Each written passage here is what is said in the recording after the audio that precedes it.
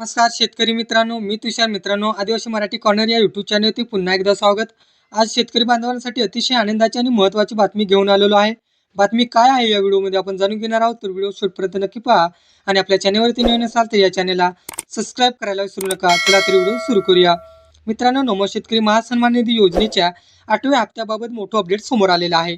राज्य शासनाच्या माध्यमातून 16 मार्च 2026 रोजी अधिकृत शासन निर्णय म्हणजे जी.आर. जारी करण्यात आलेला आहे. या जी.आर. मध्ये नमो शेतकरी योजनेचा 8वा हप्ता वितरित करण्यासाठी तब्बल 1774 कोटी रुपयांचा निधी मंजूर करण्यात आलेला आहे. म्हणजेच शेतकरी मित्रांनो, आता शेतकऱ्यांच्या बँक खात्यात हप्ता जमा करण्याचा जो काही मार्ग आहे हा पूर्णपणे मोकळा झालेला आहे.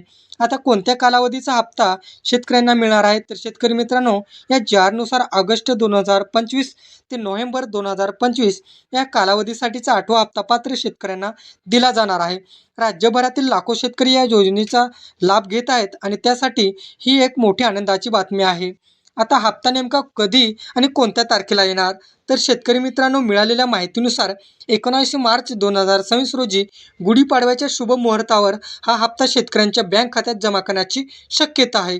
सरकारकडून शेतकऱ्यांना गुढीपाडव्याची भेट म्हणून हा हप्ता देण्याची तयारी सुरू आहे. शेतकरी मित्रांनो, अनेक शेतकरी विचारत आहेत की एक हप्ता की 2 हप्ते, तर सध्या जो शासन निर्णय जी.आर. जारी झाला त्यामध्ये फक्त 8व्या हप्त्याचा उल्लेख आहे. जर पुढे आणखीन कोणती अपडेट आली तर त्याची माहिती सर्वात आधी आपल्या चॅनलवरती देण्यात येईल. शेतकरी मित्रांनो, या हप्त्यासाठी काय करावे, तर शेतकरी मित्रांनो, जर तुम्हाला हा हप्ता मिळवायचा असेल तर आधार लिंक असणे आवश्यक आहे.